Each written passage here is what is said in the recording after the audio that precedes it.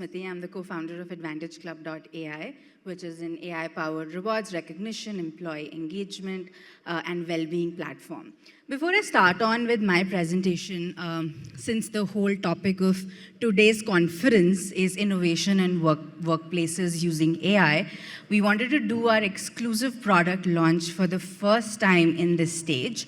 And I'd like to invite my co-founder Saurabh to help me with the launch here. And it'll just take 2 minutes. This is very relevant to AI and what we see as the future.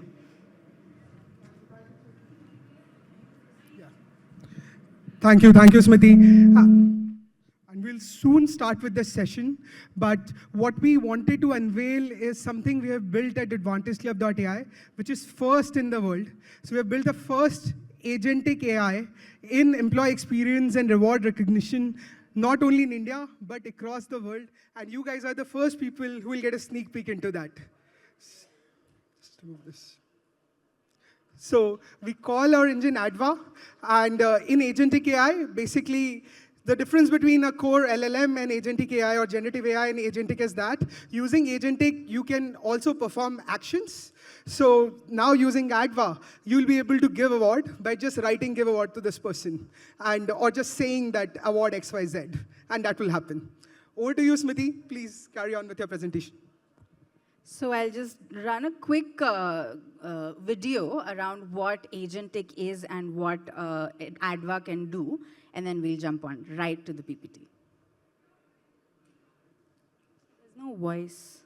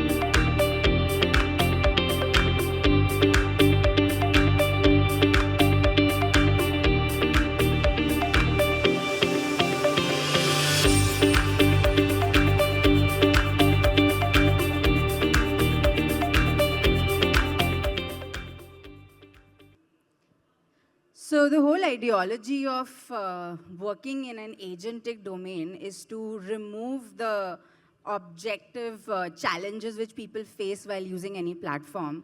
The idea is that platform becomes irrelevant in terms of what are the steps to follow to do any task. You just talk to an agent, the agent does the tasks for you. And that's amazing if you think about it in terms of any HR function or any employee experience function you're looking at.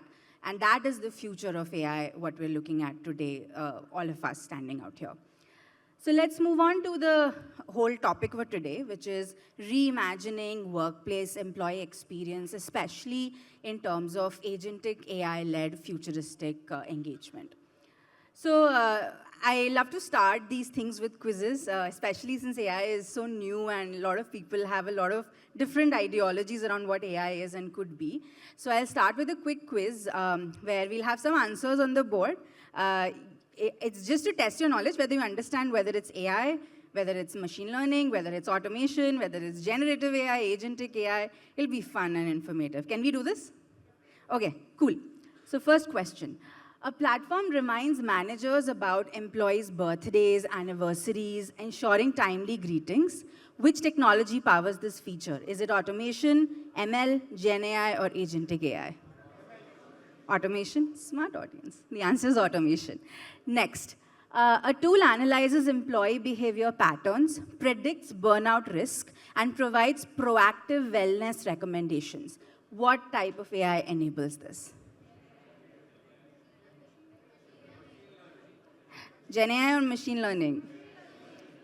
It is machine learning. So machine learning is where you identify people's behaviors and make predictive analysis on top of that.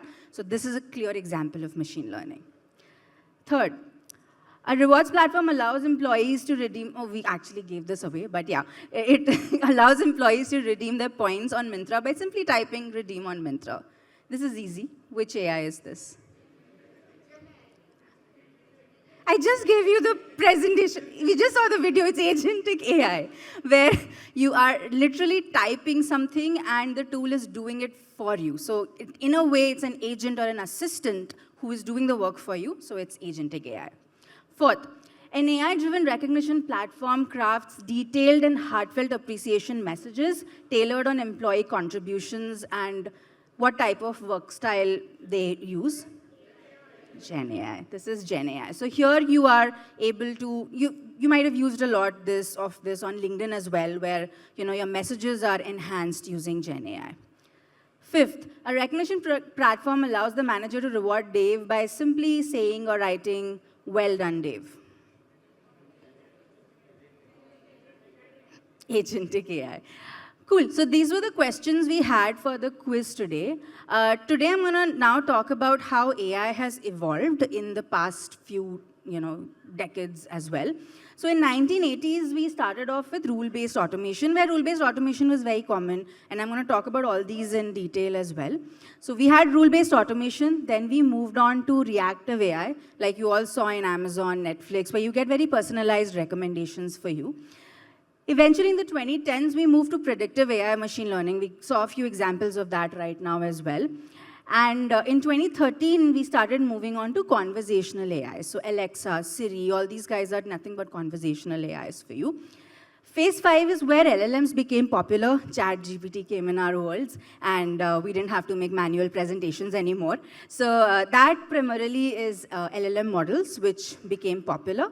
And now, what we're looking at as the future is agentic AI, where we'll start seeing a lot of agents who are performing tasks for you instead of just conversing with you as an AI. So from a rule-based automation perspective, how does it link with rewards and recognition or well-being or engagement initiatives, right? So if you want to implement rule-based automation in your recognition programs, I think the simplest way of doing that is by automating your regular wishes like birthdays, anniversaries, long services, annual events, any automated appreciation or any automated recognition you want to run. Rule-based automation makes more sense in those cases. Gone are the days when somebody would manually be sitting and kind of typing happy birthday or sending happy birthday emails to everybody in the organization. Works well for 10 employees, does not work well at all once you cross 1,000 employees. So this really helps in driving automated rewards for you. To drive reactive AI or data mining in your initiatives for employee engagement, I think the way you can utilize it is by utilizing AI to get very smart insights on users, even creating structures where you can get maybe attrition information or maybe some red flags around employees who could be in the red zone or could be attriting. You can also use data mining to dynamically trigger rewards basis people's preferences and usages, because in ML, you're literally predicting people's behaviors, and you can do team-wise analysis. To use predictive AI, which is more machine learning led, you can also utilize recommendation engines where, say, I am, now we're faced with a reverse problem today in rewards, right? We have too many options. Like if you go to a marketplace, you'll have like hundreds of brands you have to redeem on. So how do I know which ones make more sense to me?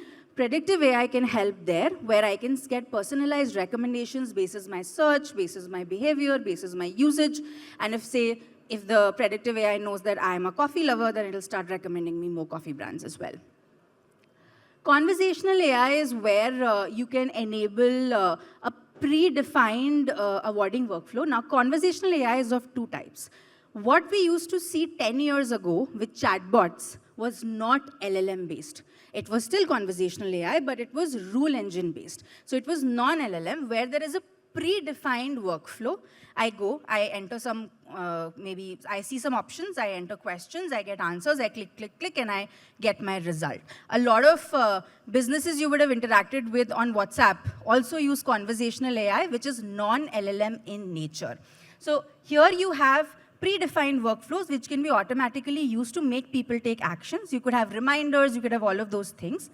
And then you also have LLM models where typically you get conversations. Through conversations, you can get maybe updates in terms of your entire citation writing, or you could have instant recognition through conversations where you just type something and those recognitions are being driven. You can also get automated badge generations using LLM models where you don't have to manually ask your design team to create thank you cards. LLMs can create those for you instead of manually having a design team take 3 or 4 days to build it for you. Lastly, in terms of Agentic AI, I think the way we can look at different workflows here is, if you're looking at an awarding or nomination workflow, it becomes really easy. It's like a simple chatbot where you are writing something and you're just writing standard words. You are not even writing a predefined text. You could write good job, Ben, or you could write, I want to appreciate Ben. And the AI will smartly understand what you want to do and kind of award nominate them for you. You can also use this for redemption mechanisms where I want to redeem my points on something. Instead of clicking on redeem, searching on Myntra, selecting the product, and then purchasing it, I can simply say, please redeem my points on Myntra, and the app will kind of just redeem the points for you. So if you're looking at a standardized framework to imagine workplace excellence, another thing which I want to talk about today is what we've built called as the HEART framework. To create an end-to-end experience for employees, the 5 pieces which you need to look at to create an overall experience is health, engagement, acknowledgement, recognition, and thrive. Health is where a lot of companies today are driving OPD, AHCs, or general health and fitness programs. And I'm going to talk in detail about these as well. Engagement is where companies are driving flexible benefits, moments that matter, etc. Acknowledgement is for performance incentives. Performance incentives has become really popular now. Just like culture-led rewards used to be popular earlier, performance-led rewards have also become very important today.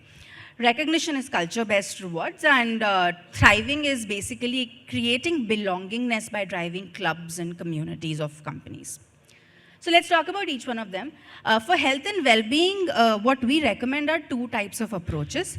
The first approach which I've seen companies use is typically they run a well-being program where they would have a separate OPD program, a separate annual health checkup program, and a separate, say, habit formation, step challenge, walkathons, those kind of programs. The second type which I've seen companies run is like a Flexi model, where you could have a single Flexi wallet or sorts, where people could just pick and choose their benefits from, say, physical, financial, emotional, career, or social well-being. Both formats work well. There's no one format which works better than the other. The only thing where organizations are typically facing challenges while driving their well-being initiatives is these programs, OPD, AHC, habit formation, they usually don't talk to one another. So if I have taken, say, an annual health checkup as an employee, and I have gotten an understanding that maybe I have diabetes or I need to work on my sugar levels, there is no next step for me to automatically guide me to where I can go and use my well-being points to actually get this fixed. So it's important if you're driving independent programs to create a structure in which they are talking to each other and kind of becomes like a journey for an employee end-to-end from assessment to driving to even empowering them to be healthy. Which brings me to my entire framework around assess, drive, and empower. So if you're able to create a structure in which as employees, I'm able to assess my issues. Assessment can be of 2 types, self-motivated intent, where I know certain things I don't need to take a blood test to identify those, like I know I need to lose weight or I know I need to eat healthier. Those are self-motivated intents. Or medical assessments which can tell me, okay, maybe there's something wrong with my sugar levels, or I need to, maybe I'm a smoker, so I need to maybe get my lungs and everything checked. So that comes under medical assessments. Both of these, while you are driving assessment programs for your employees, should be able to eventually lead them to drive well-being, which is where your wellness pillars come in place, including OPD, fitness and wellness, family care, etc. And thirdly, move on to building healthy habits where you run your engagement programs like step challenges, walkathons, drink 10 glasses of water a day, eat 5 fruits a day, etc. So that entire piece then becomes end-to-end and logical from an employee perspective. Flexi benefits is where you can actually drive engagement for employees. So to drive better engagement, we already spoke about AI and how to customize. It typically entails to one thing: give a gift of choice to employees and let them pick and choose what they want. And eventually, you also can drive engagement using standard moments that matter, which are typically your celebratory awards, annual awards, digital badges. Create a social structure where there's a social feed. People can like, comment, and kind of appreciate one another. Acknowledge is where you can drive target-based incentives. And performance incentives have become, like I said, very popular now, where earlier rewards and recognition only used to be a culture-led thing where you follow certain cultural values and you get rewarded. Today, what we are seeing is it's seeping into all departments. Like there is a separate recognition program on performance-based incentives for, say, tech teams, or a separate program for customer care teams, or a separate program for client management teams, where you know what's your target, where you are at, and what you will get once you achieve it, so that you can drive better top-line contributions as well to your business. Culture-based recognition is the most standard, where you digitize your policy, you run a social recognition process where you have budgets, managers have access to budgets, they can reward, and then it eventually goes on to redemption on a marketplace with flexi benefits. Clubs and communities is where you can drive belongingness for employees, typically where you can create a structure of groups of like-minded people, hobby clubs, photography, learning, cooking, etc., or even diversity, equity-related initiatives where you have network of women, pride clubs, or support groups where people can connect with one another, eventually making them feel part of a community instead of just coming to office for a regular 9 to 5. So eventually, your recognition program's impact should be that you'll find if you're driving a right recognition program, you'll have 2x or 4x more engaged employees, 55% higher retention rate for monetary awards. But what we've also found is that when companies run monetary and non-monetary awards both, people who get both are 78% higher retained than people who don't get either. Lastly, your metrics in terms of effectiveness of R&R program, your gold standard should be 95% budget utilization, should be 90% redemption of reward points, 55% retention, and it's very easy to identify that. Define cohorts of people recognized, cohorts of people not recognized. Difference should be at least 55%. And engagement rates of the whatever tool you are running should be at least 70% to say that, okay, we've reached the optimal level of running our programs. So before I end my presentation today, I just wanted to quickly also showcase another video. It's a 30-second video. I won't talk much about the video. I'll talk about the video in a line once we end the video. Otherwise, I'll kind of tell you what the video is all about. So let's just see the video, and then I'll tell you why I'm playing this video in the first place. IFA Award for the performance in a leading role, male, goes to Vicky Kaushal of Algorithm.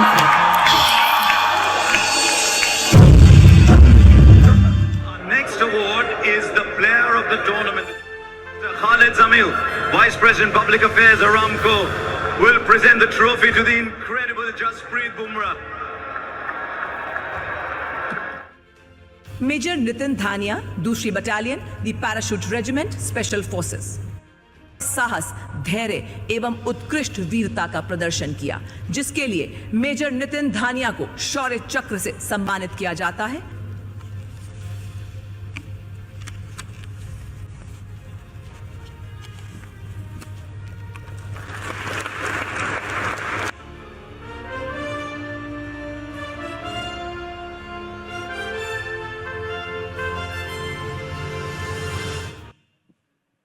So the point I'm trying to make with this video is you saw 3 industries here. You saw the entertainment industry, you saw the sports industry, and you saw our own army, right?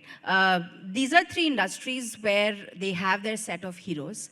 And every industry has a habit of recognizing their heroes. It's not like Vicky Kaushal getting that award is going to make him 100x richer or something, right? He already has a lot of money. But still, these awards matter to people irrespective of where they are, and every industry recognizes their heroes. We're in the industry of having employees, of having people who are working day and night for our organizations, ensuring that our organizations become a success. I think we should be the ones to recognize our heroes more than anyone else. So that's pretty much it from my end. Thank you so much. My name is Smiti. I'm the founder of AdvantageClub.ai. We have a booth here. If you'd like to talk to us for the product, we are having an offer where till June we are not charging anything extra for Adva. So come and chat with us. If you don't want to run with us, that's also fine. Come along to the booth. We are running an iPhone raffle. So participate in the raffle. You might be able to take an iPhone home today. Thank you so much.